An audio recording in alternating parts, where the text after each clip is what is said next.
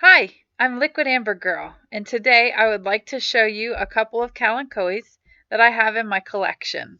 Join me.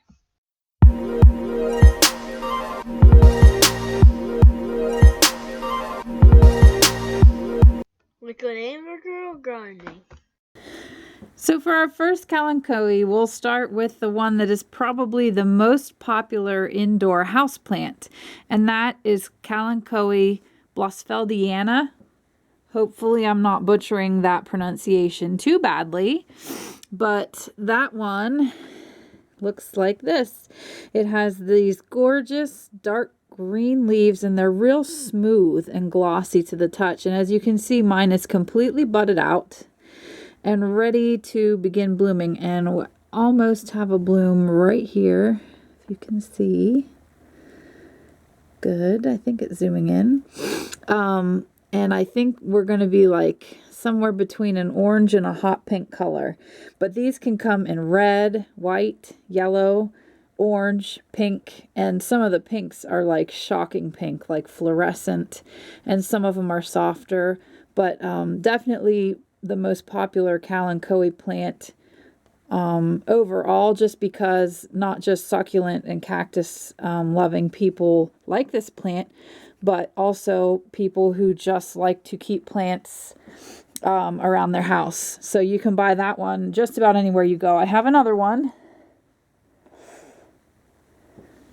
And this one is also blossfeldiana, but for some reason it has kind of reddish coloring on the leaves. And I don't know, you can see that it's a much smaller plant. And I don't know if that is just a different variety or it's had different sun. I have no idea. I just think that it is really, really pretty. And I'm hoping I'm going to be able to force this to bloom. Forcing these to bloom is super easy once you've had a bloom. You just cut off the spent blooms and then put them through a period of 12 hours of dark and no light. And that will bring back another set of blooms. So they're super easy to get them to rebloom. I imagine if I do that same kind of a schedule with this one, I can probably get some blooms once it's maybe a little bit more sizable. I'm not going to try it when it's this teeny little pot. So let's on to the next. Next up is Chocolate Soldier.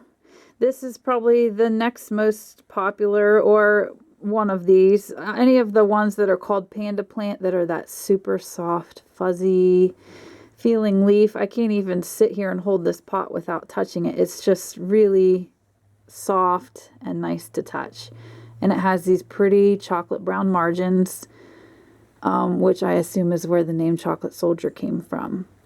And just like blossfeldiana, these plants are poisonous for our pet friends. So we have to be super careful. If you have these in your home, you just need to make sure that they're in a place that your pets cannot reach them. This is similar to the Chocolate Soldier, except the leaves have these kind of jagged teeth, and we don't really have brown margins at all. The points, the teeth have maybe just the teeniest bit of brown on them. It's Kalanchoe behartii. And again, I'm probably mispronouncing it, but it's a really, really nice little plant for arrangements. I use this one in arrangements a lot.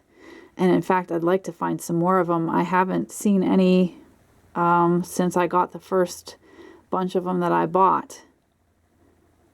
And I've probably used almost all of them. I think I just have this and maybe one other left in my collection. So I need to go shopping. Don't tell my hubby. All right. This big old thing is a kalanchoe called Fang. And apparently, after doing some research, it's because of these little things on the bottom of the leaves, which if you look kind of closely, they are pretty rough, and I guess on some plants can be pretty pointy. And that's where he gets the name Fang. So if you look kind of from the side, they actually look like they could do some damage. But as I'm touching them, they're not something that could harm you at all. Again, it is poisonous for our pet friends. Thanks, Tilly, for showing us your rear end in the background there. What she's doing is laying on the top of the couch and nibbing at any potential foot traffic that goes in front of the house so that she can bark and let us know that they're there. Anyhow, Fang is a really nice one. This one is also super soft, but it doesn't have that same kind of bluish green color that the Chocolate Soldier and Bharti have. This one is more like a brownish, like an olive color. And the leaves are kind of more paddle shaped, and they have the pointy edges, and of course the underside of the leaf that is super pointy. My last plant that is a Kalanchoe from my collection is Kalanchoe, I don't know. It's probably my favorite. All of the leaves are that real soft blue-green color. They're all exactly the same shape, kind of like a paddle, and they have these little cute little jagged edges, but still have that nice soft feel like your Chocolate Soldier, like your panda plants have.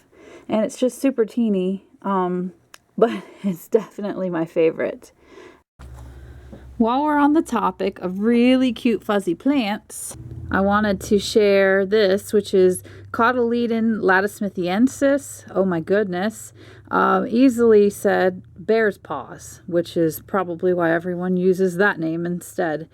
But anyway, of course the leaves are shaped like sweet little bear paws. They have like the little fingers on the ends. And super soft. Even softer, I think, than a Kalanchoe. It's really easy to break the leaves off if you get too enthusiastic with your petting of the leaves. So I do suggest a little bit of care there. But otherwise, this is a really easy plant to take care of. And I do want to stress, not a Kalanchoe, just another fuzzy plant that I wanted to share with you. And the last is this, which is actually an Echeveria. This is Echeveria Ruby Slippers, and I just got this one from Leaf and Clay, and it's super tiny, which we all know I love, and has this unbelievably pretty red color right here along the edge of the leaves. The rest of the leaf is like a blue-green, but really soft too, kind of like the soft Kalanchoes and things. So, and there are lots of other Echeverias that have that texture. I just don't have any others like that in my collection, and I just wanted to share this with you.